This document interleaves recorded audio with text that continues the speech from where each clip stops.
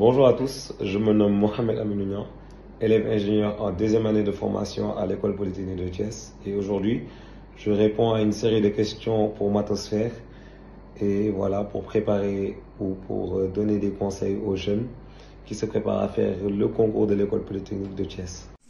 Bonjour à tous, je m'appelle Henri Benoît Mbeychao, élève en deuxième année de formation à l'École Polytechnique de Thiès. Bonsoir, je suis Mohamedoul Moustapha Diagne, élève ingénieur à l'École Polytechnique de Thiès. Et aujourd'hui, je vais vous partager mon expérience personnelle du concours d'entrée et quelques conseils pour maximiser vos chances de réussite.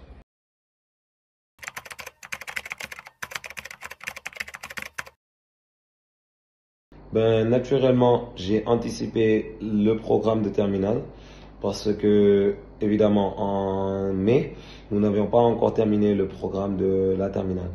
Donc, en physique et en mathématiques, j'avais anticipé la fin. Et bien évidemment, je m'entraînais à faire les anciens concours de l'École Polytechnique de Thiès.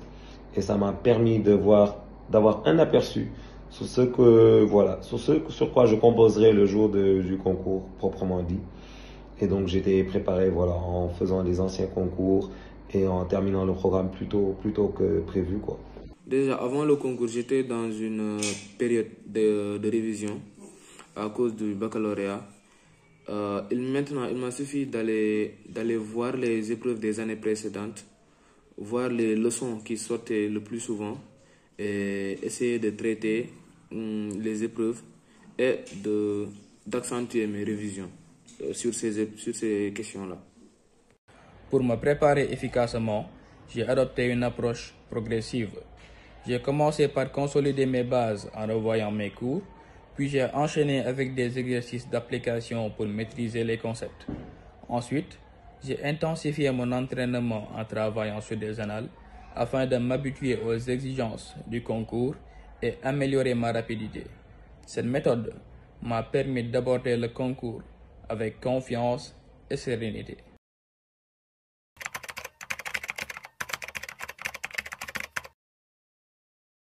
Déjà, c'est un concours à QCM, c'est-à-dire question à choix multiples. Donc, c'est un format qui est relativement simple. Donc, voilà, on te donne une question et après, voilà, il y a la réponse qui est dans les choix. Ce n'est pas du tout le diable. Les gens essaient de mettre un peu tout dans le programme de la terminale, des intégrales par-ci, des calculs par-là. Bon, naturellement, en physique-chimie, vous aurez un 20 sur 20. Les élèves, ils ont tout le temps de bonnes notes en physique-chimie. Mais c'est surtout en mathématiques qu'il y a la différence, parce que français et anglais également, c'est quasiment la même chose. C'est vraiment assez simple. Et vu que c'est un concours, on prend ceux qui ont la meilleure performance. C'est surtout en mathématiques qu'il y aura la différence. En mathématiques, il faut être bon en intégrale, il faut être bon également en tout ce qui est limite, etc. Donc, voilà. Déjà au concours, on sait qu'on est évalué sur 4 épreuves, anglais, français, sciences physiques et mathématiques. Maintenant, pour le français et l'anglais, ce sont plus des questions liées à la grammaire et au vocabulaire. Maintenant, pour les mathématiques et les sciences physiques, ils essayent de couvrir tout le programme de la seconde à la terminale. Mais pour les questions de sciences physiques, ils sont plus focus sur les leçons vues en terminale. C'est ce que j'ai remarqué en tout cas. Le concours met l'accent sur les mathématiques, la physique, le français et l'anglais. Ce sont des épreuves de type QCM qui requièrent maîtrise des concepts et rapidité d'exécution. Il est donc crucial de s'exercer sur des annales afin de comprendre les raisonnements derrière les solutions.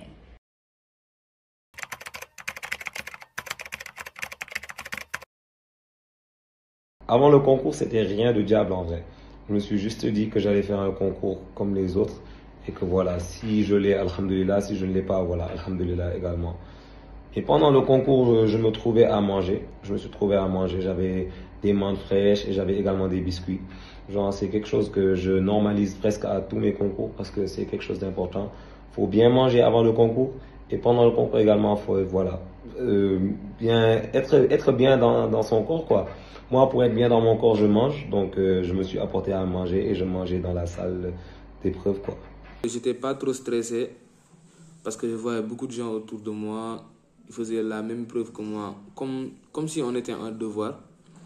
Maintenant, je me suis dit que je n'ai rien à perdre à écrire ce que je sais, parce que j'ai appris. Si j'ai le concours ou si je ne l'ai pas, ce sera vraiment la volonté de Dieu.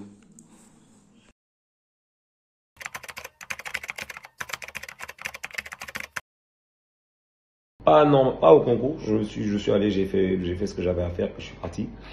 Mais peut-être l'erreur que j'ai faite, c'était d'être pessimiste. C'est-à-dire que j'étais sur la liste d'attente lorsqu'on a rendu les résultats. Et je me suis dit, donc finalement, le rêve de l'école polytechnique, c'est mort. Et pourtant, non. Aujourd'hui, je suis en deuxième année, alhamdoulilah. Donc, j'ai validé ma première année, etc. Malgré le fait que je sois en liste d'attente, malgré que je sois très loin sur la liste d'attente, je suis quand même arrivé à être à l'école polytechnique de Thiès et quand même confirmer mon niveau en passant la première année, etc. et en continuant d'avoir de bonnes performances, quoi. Donc, juste avoir confiance en vous, c'est un conseil que je peux vous donner et d'être optimiste, même si vous êtes sur la liste d'attente, même si vous êtes très loin, il est très possible que vous arriviez à l'école polytechnique de Thiès. Gëm leen seen bopp, comme on dit. Bon, l'erreur à ne pas faire, c'est de commencer par les questions difficiles. Là-bas, vous allez perdre beaucoup de temps, alors que ce n'est pas l'objectif. L'objectif, c'est de maximiser, c'est-à-dire de faire de gagner le maximum de points en répondant aux questions les plus faciles dès le départ. Les erreurs à ne surtout pas commettre, c'est de négliger une matière, mal gérer son temps ou se focaliser sur un exercice difficile.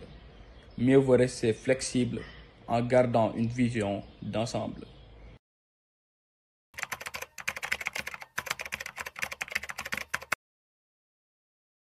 Pour maximiser tes chances de réussite, vraiment, j'ai un conseil à donner à tout le monde.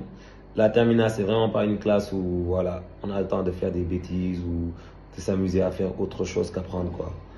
C'est-à-dire que si j'ai un conseil à vous donner, c'est qu'en terminale, il faut vraiment charbonner. Descendre à 17h, aller faire des cours de renfort, etc., revenir à 20h, apprendre 22h, on se couche, se coucher tôt pour se réveiller tôt. Et voilà, avoir une très bonne routine, un très bon rythme. Donc ça, c'est le conseil que je peux vous donner pour maximiser les chances de réussite. Il faut vraiment charbonner tous les jours. Il faut apprendre tous les jours. Jusqu'à au moins 21h, 22h. Puis après 30 minutes voilà, un peu de scroll sur les réels. Ou 30 minutes où vous allez prendre du temps pour vous. Et ensuite, vous allez dormir. Il faut avoir un sommeil de qualité. Apprendre et voilà, charbonner. So, confiance en vous.